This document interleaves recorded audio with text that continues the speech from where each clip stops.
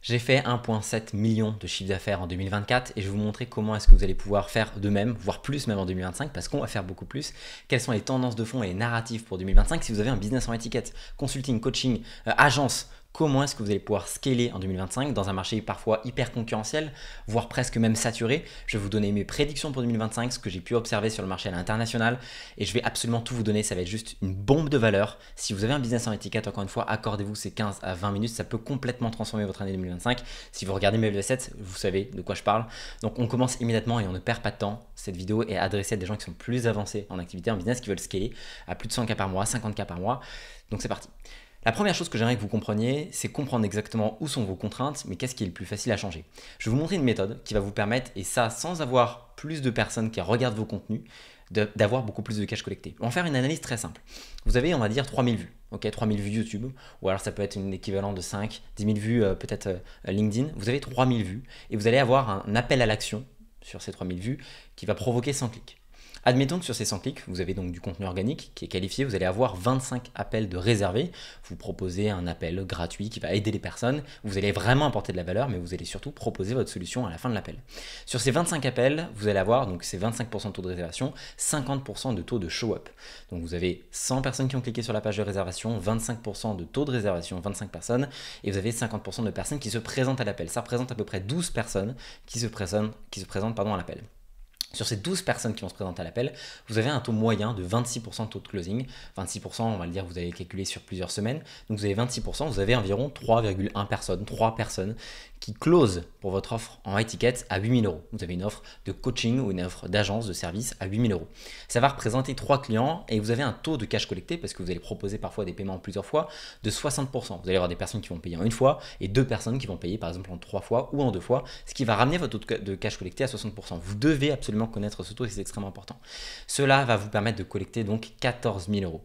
Comment faire pour aller doubler, voire tripler ce chiffre-là sans avoir 100 000 vues ni 100 000 abonnés? Encore une fois, vous connaissez mes chiffres, j'ai très peu d'abonnés, j'ai 6-7 000 abonnés sur YouTube. On va prendre le problème à l'envers. On va avoir le même nombre de vues, on va avoir le même nombre de clics, donc de taux de clics directement sur votre appel à l'action, et le même nombre d'appels réservés, 25 appels. Sauf que cette fois-ci, et je vous le donnerai plus tard dans la vidéo, dans 5 minutes, je vais vous donner mes meilleures techniques pour avoir augmenté votre taux de show-up, vous allez avoir 20 personnes qui vont se présenter au lieu de 12 cette fois-ci, parce que vous allez passer à 80% de taux de show-up. Et ça, c'est, je vais pas dire très facile, mais c'est très simple. C'est rien de compliqué. Et vous allez voir, avec les bonnes méthodes, vous pouvez instantanément, en l'espace de quelques jours, augmenter de plus de 60% votre taux de show-up. Donc vous allez augmenter de 60%, ce qui va amener votre taux de show-up global à 80%. Vous allez maintenant ensuite augmenter de 15% seulement votre taux de closing, donc vous allez l'amener à un taux global de 30%. Pourquoi est-ce que je n'ai pas augmenté plus? Parce que c'est beaucoup plus difficile d'augmenter son taux de closing que d'augmenter son taux de show-up.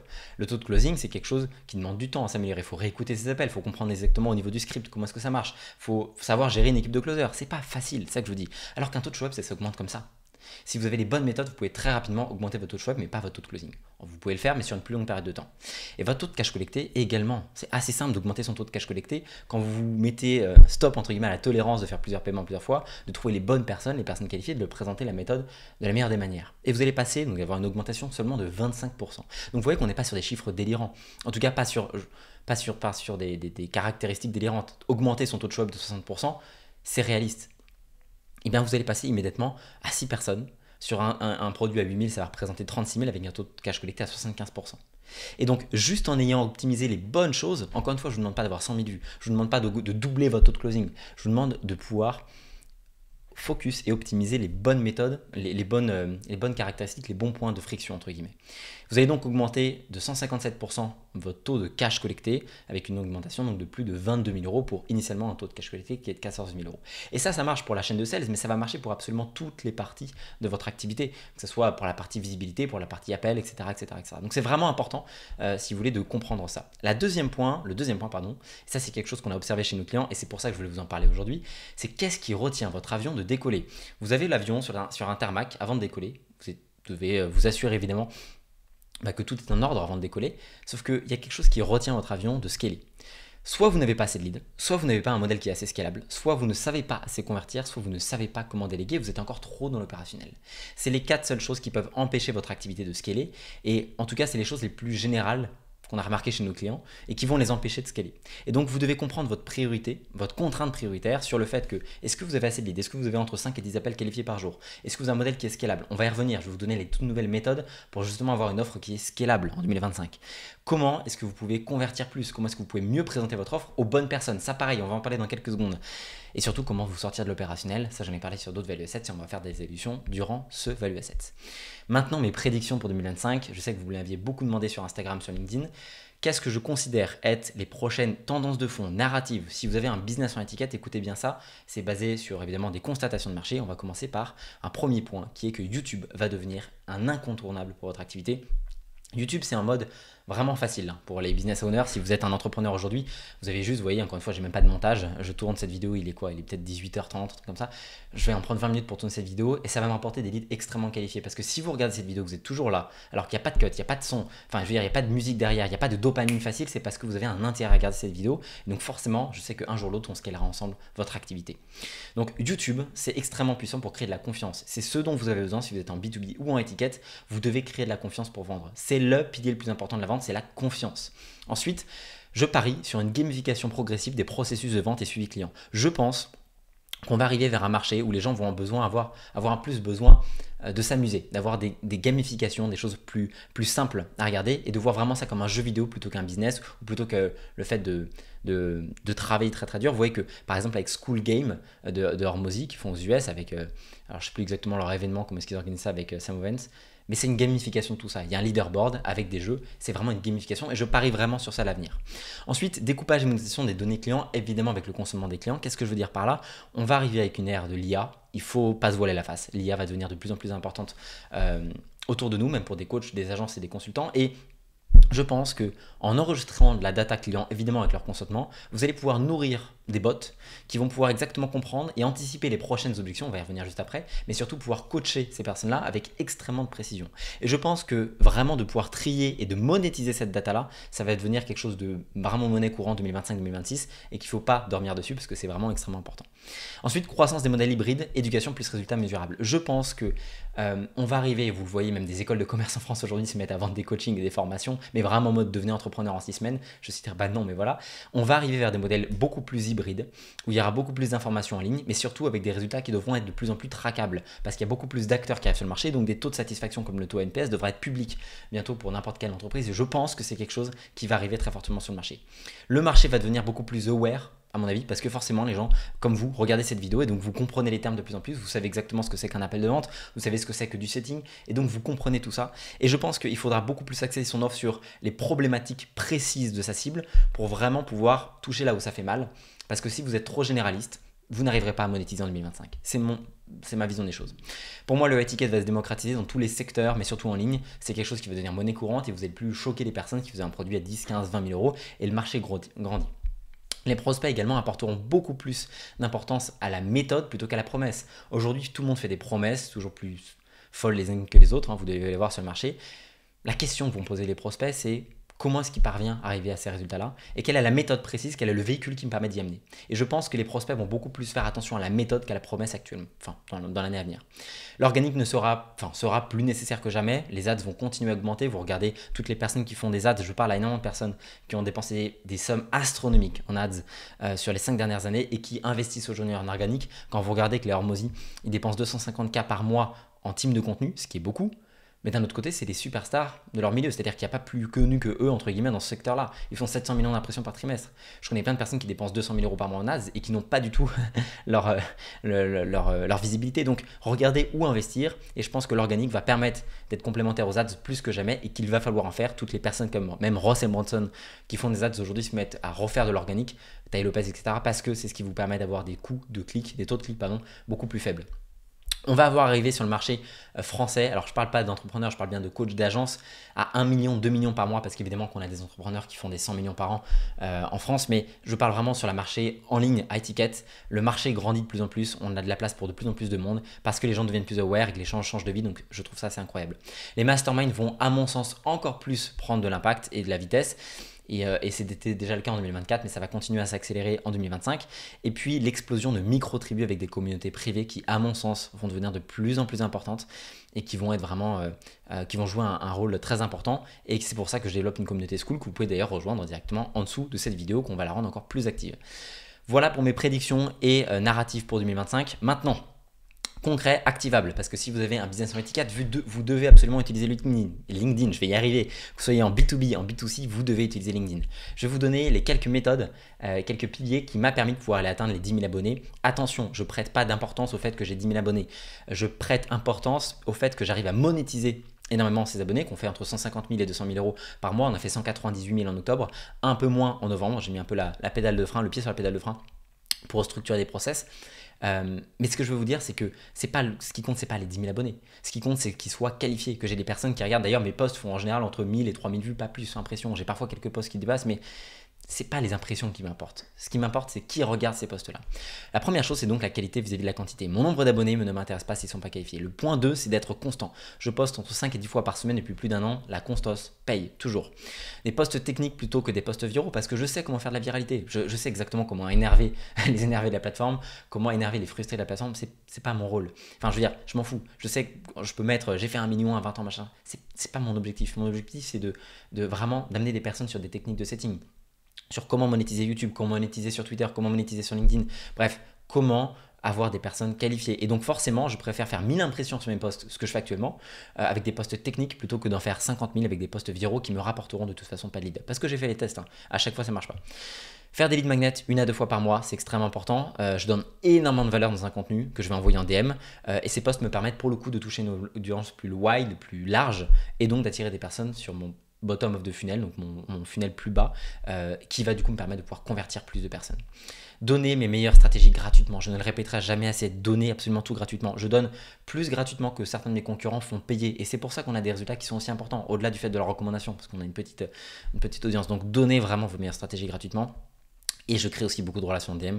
C'est-à-dire que j'envoie mes vidéos YouTube, j'aide les personnes qui me suivent, hein, honnêtement, gratuitement sur YouTube, sur LinkedIn, pardon. Et puis j'envoie aussi des ressources qui sont complètement gratuites, qui vont les aider. Donc allez me parler sur LinkedIn, je pourrais complètement vous aider. Je répondrai en général dans la journée ou dans les 48 heures, parce que j'ai beaucoup de choses à faire, mais je serai là pour vous y répondre. Ok.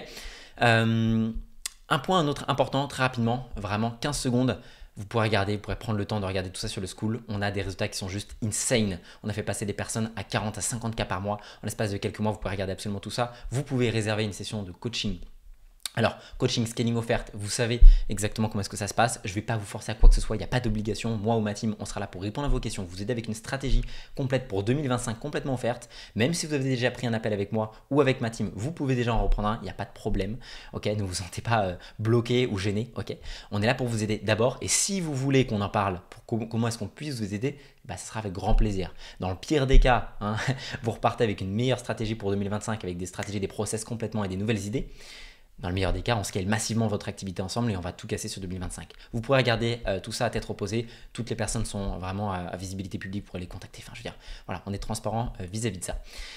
Comment se différencier sur un marché saturé? Alors, je vais prendre l'exemple très simple d'une overdose, de quelqu'un qui fait une overdose. Parce que, à mon sens, un marché qui se sophistique, un marché saturé, c'est quelqu'un qui fait une overdose. On va prendre l'exemple de quelqu'un qui fait une overdose de pommes. Il mange beaucoup trop de pommes, il en devient carrément malade. Qu'est-ce que la personne va choisir lorsqu'il se présente une pomme ou une orange? Il va tout choisir sauf la pomme. Peu importe, que ce soit une banane, un fruit, du raisin, j'en sais rien. Il va choisir l'inverse de ça. Et c'est exactement pour ça que je pense que la structure des offres en 2025 va plutôt s'axer sur le fait qu'il n'y aura pas à faire certaines choses au niveau de l'offre. Je m'explique. Je vais vous apporter X résultats en Y de temps grâce à Z méthode et tout ça sans avoir à W.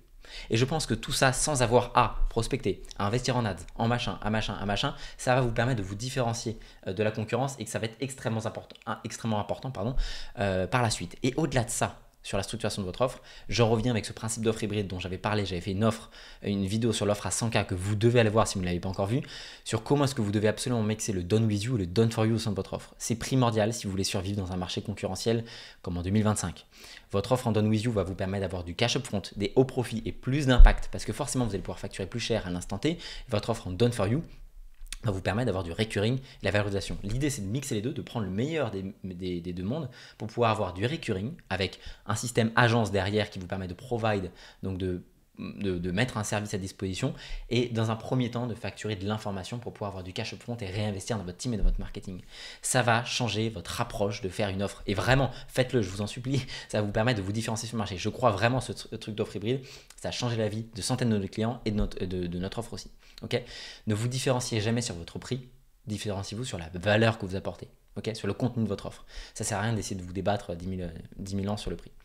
Pour moi, 3 piliers du scaling qui vont être encore plus vrais en 2025 si vous voulez effectivement scaler. Vous allez avoir le média, le labeur et le capital. Il y en a même un 4e normalement. Ça, c'est pas de moi, c'est de Naval Ravikant. Comment est-ce que moi je le traduis dans le système online iTicket? C'est que vous devez d'abord avoir les bonnes personnes au niveau du média, sur le levier de média, attirer les bonnes personnes sur votre activité, faire en sorte de doubler votre nombre de leads qualifiés qui voient votre contenu au quotidien. Et 3e point, de montrer la preuve que votre produit marche réellement. On va avoir des interviews clients qu'on doit faire depuis longtemps mais que je ne prends pas le temps de faire. Mais vous en avez ici sur tous nos value assets. Vous devez absolument, via le levier de médias, montrer, vous rendre visible auprès des personnes qui sont importantes pour vous. Si vous avez encore une fois, je le répète, 50 nouvelles personnes qui découvrent votre offre et que ces personnes-là sont qualifiées de près ou de loin au niveau de votre offre, vous n'aurez plus de problème d'argent sur les 6 prochains mois. Et puis d'investir évidemment votre temps, ton temps, dans le fait de faire des excellents contenus gratuits. Cette vidéo, je la prépare depuis plusieurs heures, sur plusieurs jours maintenant, j'aurais pu la facturer. Je pense que d'ailleurs, si je l'avais facturée à 27 €, 50 €, 97 €, le fait que vous sortiez de la carte n'aurait pas été un problème pour regarder cette vidéo. Et c'est pour ça qu'elle a de la valeur, parce que je donne des techniques que moi-même je vais appliquer, des choses que moi-même je vois pour 2025 et que je vais mettre dans mon business et que vous avez gratuitement sur YouTube. D'ailleurs, si vous êtes une activité en ligne, vous savez qu'on peut vous aider et c'est pour ça que vous devez prendre un appel. Mais vous voyez ce que je veux dire? Donc voilà. Le levier de labeur, c'est d'attirer les bons talents au bon poste. À un moment, vous devez recruter les bonnes personnes. C'est extrêmement important. Si vous voulez pouvoir vous développer en 2025, mais sur n'importe quelle année, vous devez attirer les bonnes personnes parce que vous êtes qui vous entourez. Le 3e et dernier levier, c'est le levier justement de capital. D'investir pour avoir accès à l'information exclusive. Et c'est moi ce que je fais. C'est-à-dire que mes investissements, je les choisis sur uniquement mon cerveau et ma boîte parce que c'est ça qui me rapporte le plus d'argent à l'instant T. Et donc, je considère que d'investir pour avoir de l'information exclusive, que ce soit sur les masterminds US ou même en France, ça vaut le coup. Donc, j'investis pour avoir de l'information exclusive et puis je vais investir dans la location d'attention. Je ne fais pas encore d'ads, on va en faire très prochainement, mais c'est une des manières pour que vous puissiez scaler, c'est d'investir dans la location d'attention. Pour moi, faire des ads, c'est de louer de l'attention des gens pour essayer de la rentabiliser. Rappelez-vous que si vous avez de l'organique, vous pourrez le faire à plus faible coût et avec beaucoup plus de facilité. Maintenant, comment faire baisser votre taux de no-show? Ça, j'en parlais au tout début de l'appel. Vous allez avoir des techniques extrêmement activables. Vous avez par exemple, je sais pas, 50, 60, 70% de taux de show-up. Et vous avez donc 30%, 40%, 50% parfois de taux de no-show, de personnes qui ne vous présentent pas. Et c'est quelque chose qu'on ne fait pas forcément attention souvent parce que c'est les personnes qui ne se présentent pas, mais pourtant ça tue votre business sans que vous le sachiez. La première manière, c'est d'avoir plus de contenu, plus de personal brand. C'est exactement ce que je suis en train de faire. Parce que forcément, quand vous allez regarder plus de contenu d'une personne, vous allez vous présenter à l'appel. Si une personne, une superstar du cinéma, je sais pas, un Beyoncé ou j'en sais rien, même vous prenez vous allez avoir un appel avec Tai Lopez ou un appel avec, je sais pas, Sam Ovens, vous allez vous présenter à l'appel. Parce qu'il a fait tellement de contenu, il a fait tellement de choses, il a tellement de personal brand que vous ne voulez pas louper cet appel-là. Donc il ne va pas avoir de taux de no-show ou extrêmement peu. Donc le fait d'avoir ça va renforcer votre autorité sur votre marché. Qui dit plus d'autorité, dit forcément plus de show-up. Vous devez envoyer un message WhatsApp. En France, ça marche très très bien en WhatsApp, aux US un peu moins, mais en France, ça marche extrêmement bien. À chaque lead le matin. C'est extrêmement important, ça va lui permettre de vous rappeler de rendez-vous, de pouvoir caler si jamais il y a un imprévu. Et en général, un vocal, ça fait plus humain, c'est plus chaleureux, vous faites ça avec un vocal en souriant, le prospect va l'entendre et ça va être dans une bonne énergie. Demandez plus d'engagement sur le forme d'inscription pour cibler les meilleures personnes et avoir beaucoup moins de personnes qui sont peu qualifiées, qui sont là en mode touriste sur votre formulaire. Avoir des disponibilités à 36 à 48 heures maximum. Si vous n'avez plus de place, évidemment, augmentez la plage horaire des jours. Mais ça, c'est quelque chose que j'avais appris chez le workshop d'Alexis Larmosi il y a quasiment un an maintenant à Las Vegas en janvier dernier. C'est qu'ils avaient fait des tests sur tout leur portefeuille d'entreprises, les 10 entreprises qu'ils ont, et vraiment de mettre des disponibilités à 36 à 48 heures, ça change absolument le taux de show-up. Les personnes qui vont prendre à plus de 48 heures vont parfois oublier de prendre le rendez-vous. D'avoir du nurturing par mail, c'est extrêmement important, par mail plus par SMS, plus de volume en mail, plus de qualité dans la séquence envoyée avec des preuves, avec des messages. La qualité également des leads qui doit être sélectionnée doit être meilleure, c'est à qui vous adressez. Moi, je m'adresse à des personnes qui font entre 5 et 15 000 euros, voire 20 000 euros par mois, pas en dessous.